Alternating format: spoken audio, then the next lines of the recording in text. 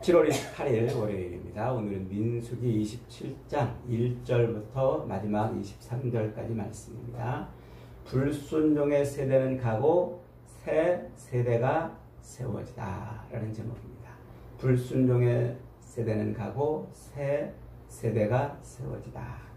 오늘 본문은 38년 전에 광야로 쫓겨가서 광야 생활을 하고서는 그 출애굽 세대가 광야에서 다 죽은 다음에 38년 만에 다시 모압 평지, 이제 요단강만 건너면 가나안 땅이 되는 그 모압 평지에서 이스라엘 백성들이 사람의 숫자를 쫙 헤아렸어요.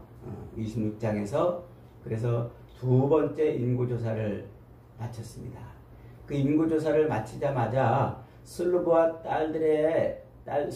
딸들이 와가지고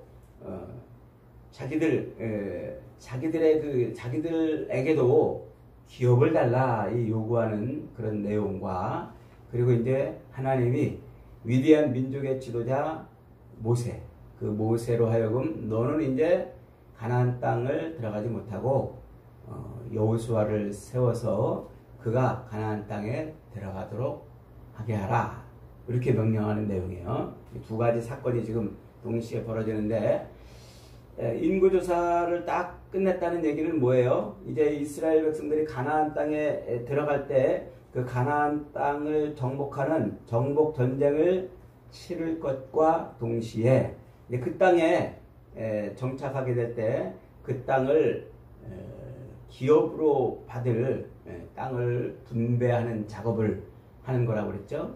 그래서 인구조사는 그 두 가지를 동시에 이루게 하시는 겁니다. 땅을 정복하는 전쟁을 하면서 동시에 어느 지파가 어느 땅을 얼만큼 분배받을 것인가 하는 거예요. 그런데 그 땅 분배는 아마도 남자들에게만 이렇게 분배가 되었던 것 같습니다. 성경에는 그게 명확하게 나오지는 않습니다만은 어쨌든 인구를 헤아릴 때 20살 이상의 남자들, 싸움에 나갈 만한 자를 헤아리잖아요. 그러니까 그걸로 봐서 요 땅을 기업으로 분배해 주는 것도 남자들을 중심으로 이렇게 분배하도록 되어 있던 것 같습니다. 그랬더니 갑자기 이제 슬로브와 딸들이 탁 등장해 가지고, 아니 왜 우리 딸들에게는 기업을 주지 않습니까? 라고 시위를 하는 겁니다. 그러면서 자기 아버지 얘기를 하는 거예요. 우리 아버지가 광야에서 죽었을 때 고라의 그 반역죄에 가담해가지고 죽은 게 아니고 그저 그냥 자기 죄로 죽었다, 이 말이에요. 그러니까 38년간 광야를 헤매면서 이제 수명이 다해서 죽었다는 말이죠. 자기 죄로 죽었는데 왜 우리 아버지의 아들이 없이 딸들만 있는 우리에게는 기업을 주지 않느냐, 우리에게도 기업을 달라, 이렇게 요구를 하는 얘기입니다. 그러니까 모세가 그 이야기를 듣더니 자기에게 임의로 판결하지 아니하고 하나님에게 물었어요. 하나님, 이 슬로브와 딸들이 기업을 달라는데 이걸 어떻게 해야 됩니까? 그랬더니 하나님께서 이스라엘에게 한 규례를 정하게 하십니다.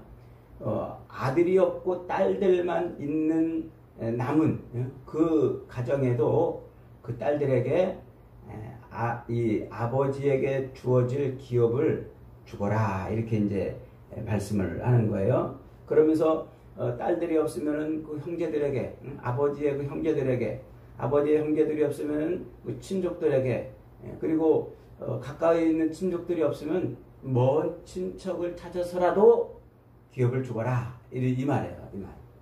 그래서 이제 이 기업, 그 가문에게 내려온, 그 가정에게 내려오는 그 기업을 끊어지지 않게 있도록 해주거라, 이렇게 이제 말씀하시는 거예요.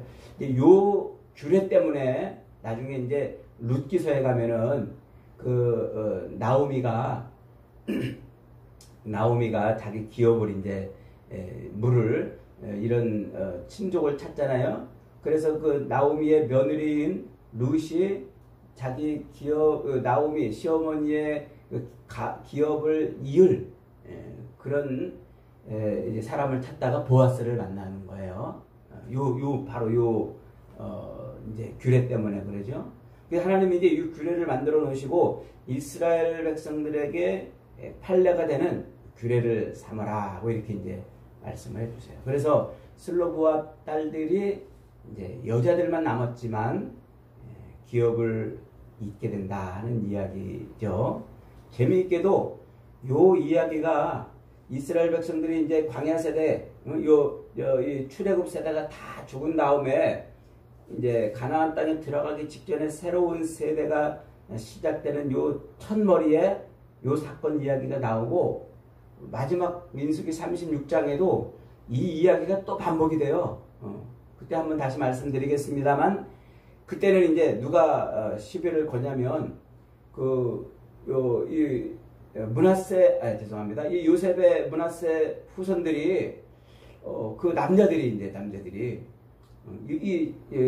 여자들에게 기업을 줬는데 이 여자들이 다른 지파 사람들하고 홀딱 결혼해가지고 가버리면 자기네 그 요셉 지파, 므낫세 지파에게 주었던 그 기업을 여자가 가지고서 다른 지파로 홀딱 가져가 버리면 그 기업이 다른 지파로 넘어가는데 이게 과연 합당한 일이냐 하고 이제 이 므낫세 지파의 남자들이 또 이렇게 시비를 걸어요. 그랬더니 하나님이 또 거기에 대해서 그럼 딸들이 마음껏 결혼을 하되 그렇게 딸들로만 기업을 물려받았을 때에는 다른 지파 남자들하고 결혼하지 말고 그 지파 안에 있는 남자들하고만 결혼하도록 하라. 이렇게 해서 기업이 계속 이어지도록 하는 이야기로 민수기가 끝나요.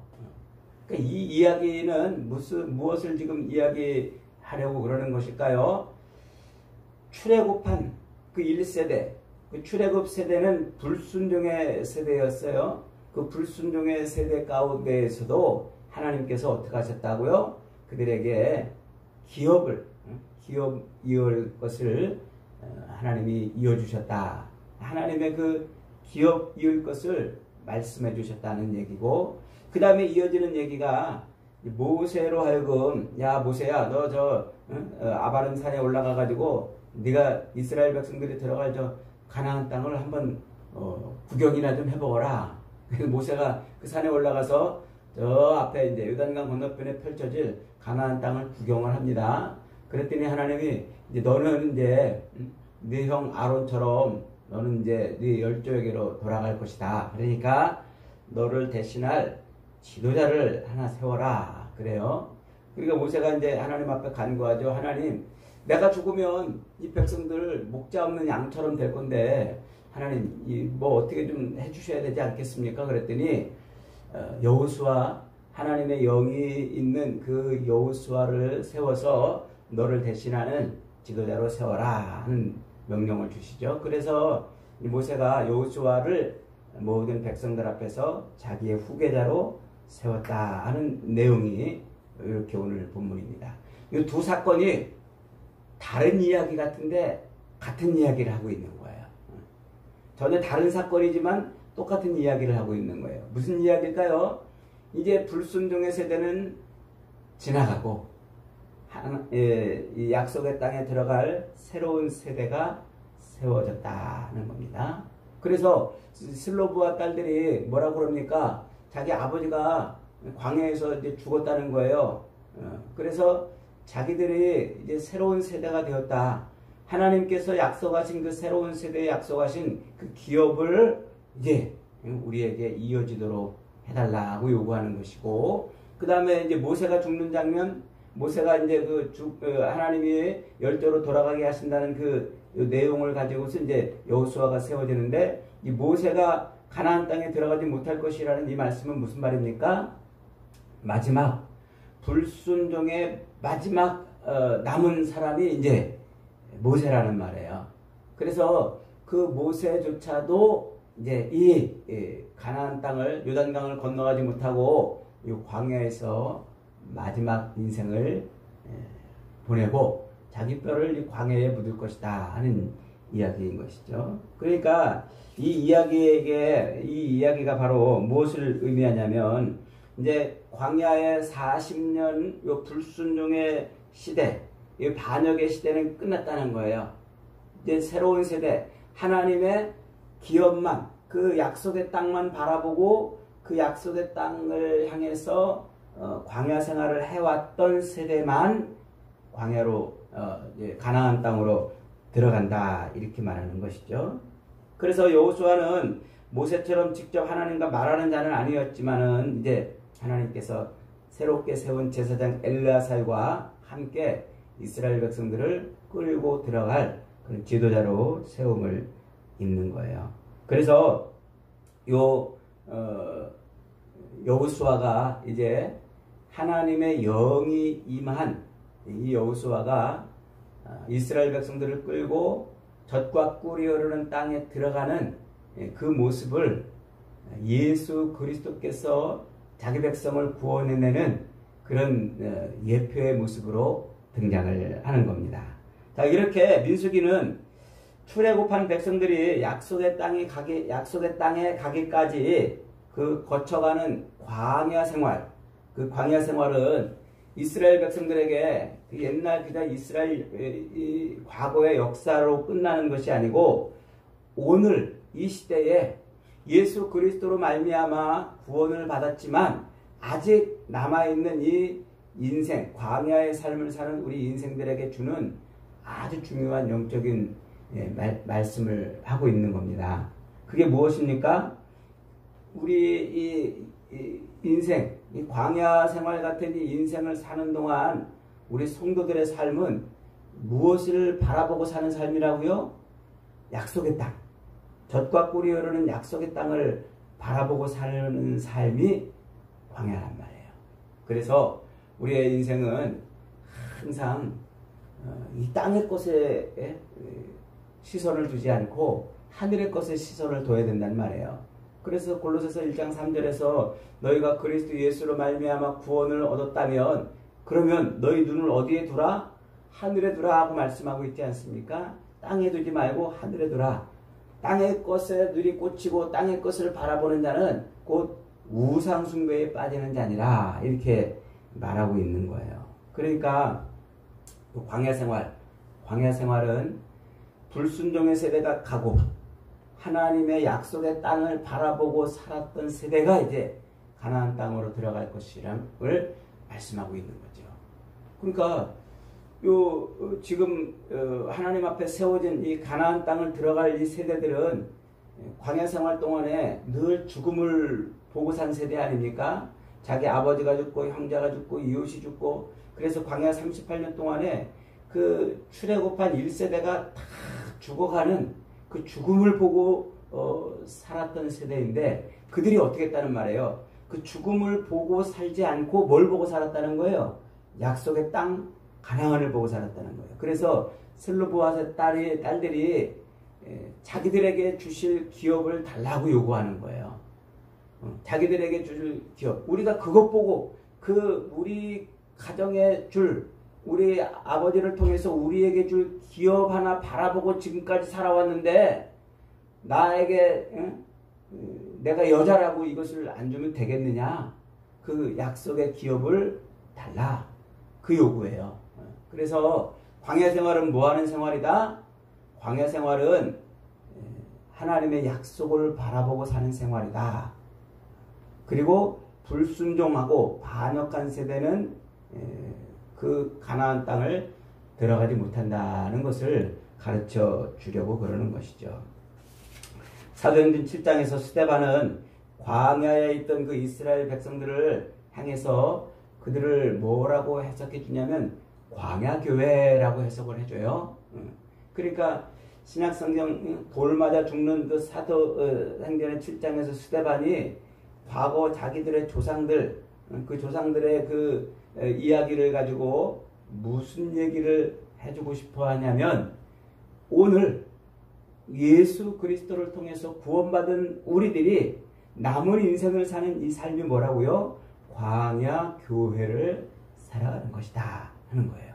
그러니까 광야 교회는 불순종으로 하나님의 명령을 거역하고 불순종으로 살아갈 세대가 아닌 약속의 땅을 바라보고 사는 세대라 라고 지금 말하고 있는 겁니다. 그러니까 히브리서 11장 1절로 2절에서 말하고 있는 이 믿음의 원리가 이 광야 교회에 그대로 적용이 되는 것이죠. 그게 뭡니까? 믿음은 바라는 것들의 실상이요 보지 못하는 것들의 증거니 선진들이 이로써 증거를 얻었느니라 라고 말씀하고 있는 거예요. 믿음이 뭐라고요? 하나님이 예비해 놓으시고 준비해 놓으신 그 약속하신 땅을 바라보고 사는 거란 말이에요. 이 땅에 이 광야의 그 물이 없음과 배고픔과 또 갈증과 이런 것 때문에 원망하고 불평하는 삶이 아니라 약속의 땅 바라보고 사는 것, 그것이 광야 생활이다는 거예요. 여러분, 저와 여러분은 지금 예수 그리스도로 말미암아 구원받은 백성들로서 남은 광야의 삶을 살아가고 있는 줄 믿으시기 바랍니다. 이 남은 광야의 삶은 뭘 바라보고 사는 삶? 그리스도 예수를 통해서 우리에게 주신 약속의 땅을 바라보고 사는 삶이에요. 땅의 것 바라보지 마세요. 땅의 것 쳐다보지 마세요. 거기에 눈이 꽂히면 우리의 인생도 광야에 뼈를 묻을 수밖에 없다 라고 말하고 있는 것입니다. 사랑하는 여러분, 우리의 대제사장 되시고 우리의 모든 갈증을 해갈시키는 반석의 물이 되신 예수 그리스도께서 우리 앞서 걸어가셨어요. 그 예수 그리스도를 믿음의 주요 온전케 하시는 예수 그리스도를 바라보고 사는 저와 여러분이 되십시다. 그래서 이 남은 광야의 삶을 오직 약속의 땅 바라보고 살아서 하나님이 우리를 위해서 예배해 놓으신 큰 은혜와 복을 누리는 복된 인생들이 다 되시기를 주님의 이름으로 축복합니다. 아멘. 우리 말씀 붙들고 한번 기도합니다.